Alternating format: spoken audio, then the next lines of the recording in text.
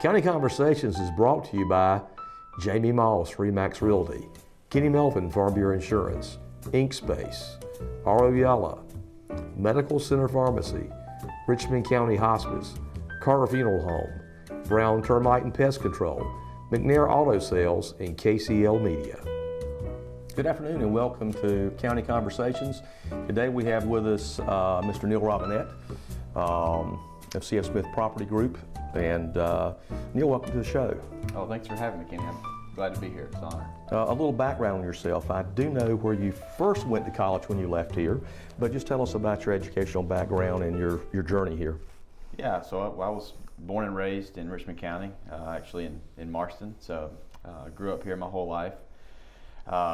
Went to Richmond Senior High School, and from there left, went to Wofford College in Spartanburg, South Carolina.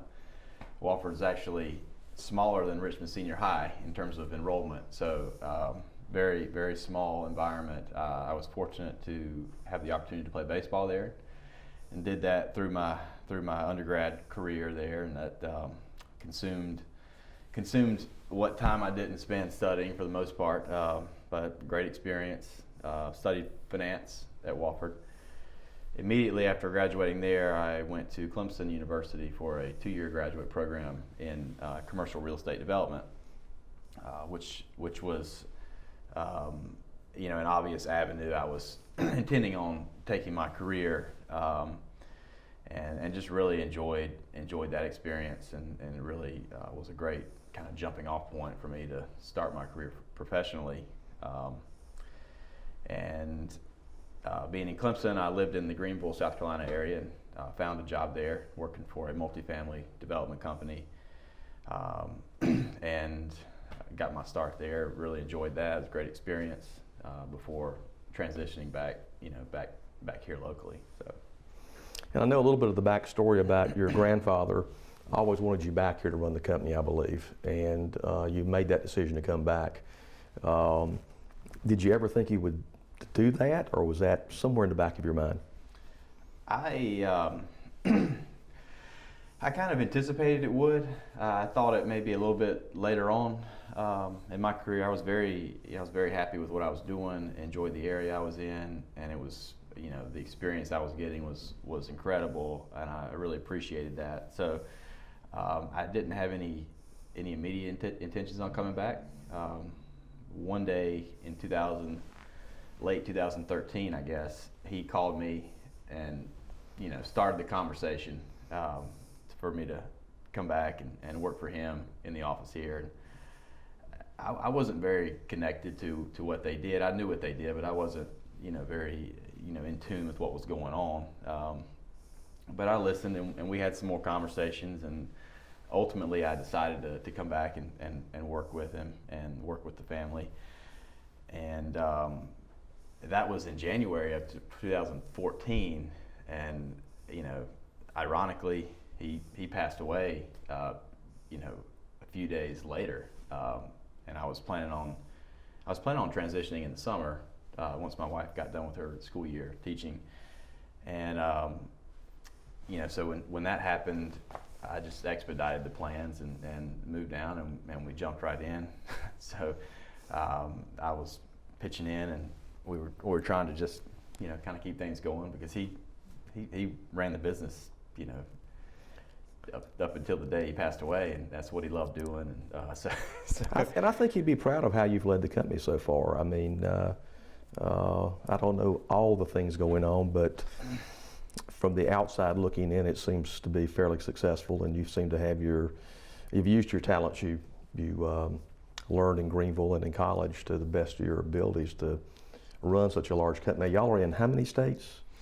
We've done projects in 23 states, but currently own property in 11 states. Okay. And the development, or redevelopment, I should say, of the Richmond Plaza, which, by the way, looks really nice. Thank you. I know that was because this was your grandfather's original project, was Richmond Plaza. It was. Yeah. And that was in 1960. I think the JCPenney's lease is dated 1963. So. Okay. I actually remember the grand reopening, or something was happening in 1966 when we moved here, it may have been the expansion around to the side for Belks. I don't remember. But the big deal was they were dropping ping pong balls out of an airplane with discounts at different stores in them. I do remember that as a 8-year-old maybe or 9-year-old. Yeah, we found some old news clippings, and it was just really funny to see, see the marketing and the things they did back then. It was pretty neat. And I'm particularly interested too in, I know you've got projects all over or in a large part of the country, and with a large focus in North Carolina. And in the back up before the pandemic, it seemed like things were actually changing forward for a positive note in Richmond County. We were watching downtown redevelop, our own incubator down underneath us. We were signing leases on that. And things just seemed to come to a grinding halt as this just amplified. Do you think there's going to be a return to normal after this, after recovery, or is it going to be slower? Or do you already see the turning point on that? I think it's probably to be determined in a lot of cases. I think it's going to be industry specific in a lot of ways. Our industry, for instance, I think there's some areas of that are going to be really challenged to come back, and I think it's going to be even further bifurcated by geography. I think the broad brush answer is I think it will get back to normal, especially in the more rural areas in the Carolinas. I'm hoping that the Carolinas see a good spurt as a result of this, with hopefully some in-migration from more urban areas. Right. People want to have a little more land. They've been cooped up in their apartments for 6 months, and city life is not what it was. So maybe we'll benefit from that on a longer term.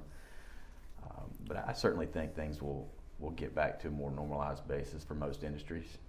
There'll be some that will be severely challenged, I think, going forward. But well, I remember being in retail, and the big gorilla in the room was, of course, a big box store that came to Richmond County and went to every community, and everybody in retail said, how can we compete? And of course, if you try hard enough, you can find your own individual market to compete with that. And then rolls around some of the online shopping venues that are used quite a bit, that seem to be hurting some more of the big box on location sites as far as trying to compete with that type of sales. And my concern for that too is, and it probably is with yours too, is that is the face of retail going to change somewhat back to more smaller, more direct, maybe I shouldn't use direct, but maybe a little bit more selective in what they're selling, as opposed to a big box that sells everything? Yeah, I think the days of just rolling out merchandise and being successful are gone. You have to really have a customer service aspect to what you're doing in retail, or an experiential aspect to what you're doing. You have to give people a reason to come into the store so much now. I mean, I think if you're selling a service, the more neighborhood-oriented, service-oriented retailers, they'll have their niche for sure. But if you're a merchandiser, you have to distinguish yourself with customer service and delivering an experience for the customer. Because that's the difference between buying online. The convenience of that has gotten so good and so quick that the people want things now. They can pretty much get it now when they order it online. But you can't get the experience of doing that. But there's going to be consolidation in a lot of retail industries. There's going to be some that are hit harder than others, and we had probably too much retail to start with. Per capita, it's much larger than any other country, in the world. And this Amazon internet effect is, it's not going anywhere. But the good retailers are doing both. Omni-channel, you have to build your brand, and the physical presence is part of that. But it's just finding that balance. I know some of the companies who have been impacted the most during the pandemic were already having some pretty dire consequences due to either their approach to marketing or either their brand just faded. I'm assuming there's just not much that can be done for that. That's just going to be replaced by something else. Yeah, I think most of those cases, the pandemic just accelerated the inevitable in a lot of ways. How many spots do y'all have open in Richmond County right now as far as retail? Y'all have three shopping centers? 3 shopping centers here. Okay, which is the old Tri-City, or I guess it's still Tri-City, yeah. The Plaza, and then the Food Line US 74. I don't know what the name of that is. I know there's a name out there. Yeah, Broadview. Broadview, okay. So how many spots do y'all have available right now? So at Broadview, we've got one large vacancy of about 24,000 feet, one big lot's left. At Richmond Plaza, we're having a transition right now with Penny's, and we've been very stable there prior to the pandemic. We'll have a few other spaces opening up, but that one's, I think we've got some good opportunities for the Penny's box, and hopefully that comes together pretty quickly, and I think we'll have some good opportunities to lease some of the shop space there as well. And then at Broadview, we've got some plans in the works that hopefully will come to fruition there that may be very exciting for that center and its future. So. Yeah, I know those are. My wife spent a lot of time in the big lots there when it was going full throttle, and they seem to have an unusual market blend to attract people into their stores that seem to have worked in some areas for them. And you've already answered my other question, is how do you plan on filling the 2 big spots, especially the J.C. Penney's, but I'm not going to get any further into that because I don't want to mess things up for y'all. No, it's just you just beat the doors down, and you work your broker relationships and relationships you've got in the industry, and it's not the most optimal time to be leasing 38,000 square feet, but it's we feel very fortunate with where we're at, and hopefully where we'll end up on it. It's odd though, but you would think that smaller communities would be hit harder when it came to leasing space, especially a shopping center or a small mall, but even the larger cities are not insulated from this. I noticed that the one in Durham is shutting down the interior portion of theirs. I've heard about others that, and I'm assuming that's where tenants just are either not paying their leases or are actually going out of business that's just causing that. So it's not just something that's small town America, it's everywhere, correct? It is, yeah, it certainly is. And you recently received quite an honor being named as a Trailblazer by Business North Carolina. Do you want to talk about that a little bit or brag a little bit? I don't know. That kind of stuff is it's really, really humbling and honored to be a part of that, be nominated and be recognized for that. To me, it's more, more instills a lot of pride in our team and what the team's been able to do, because that's the only way things like that happen is really through the team that I work with and all of our collective efforts together. So really, really proud of what we've collectively been able to do, and it's good to get those recognitions. Every time I walk in there, it's so laid back, but everything's tied together. I mean, from the moment I've walked in and someone welcomes me there, even if they know me, it's that casual feel in there, I think probably makes it a nice place to work, or maybe an easy environment to work in. Well, it's, family culture is, really our top priority. We feel like we're a family. We are a family there, and everybody is. We want to be laid back, and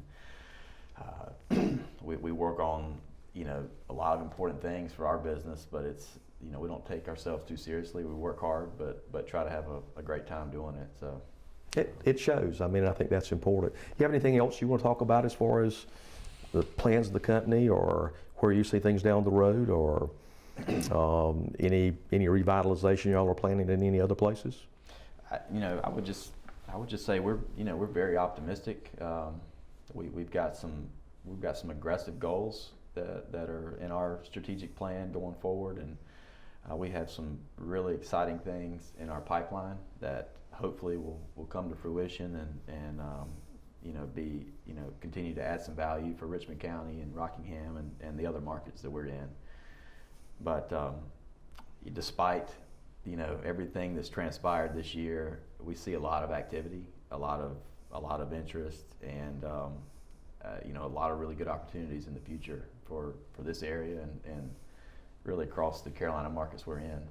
Well, I have noticed that being in line at Dunkin' for an iced coffee, or in line at our new sandwich shop, Firehouse Subs, it's not a quick drive-through. There's cars there, so evidently they're enjoying some of either it's the fruits of the pandemic through drive-in service, or they just got great products. They seem to be doing well. Yeah. Well, if you've got a drive-through as part of your space, you've got a great amenity in commercial real estate right now. And those two new buildings look great out front. The one that took the place of the old Penny's. Yeah. Auto store, where your mom and dad had their first business. That's right, yeah. And then I noticed that the Marine Corps has moved into the old Verizon store that was originally a bank. Yes. That looks nice too. Yeah, it was a good outfit there. Glad we could place them in a good location. So. Well, listen, I hope you'll come back sometime. And if you ever have anything you'd like to discuss or be back on the show, let us know. And thank you for watching.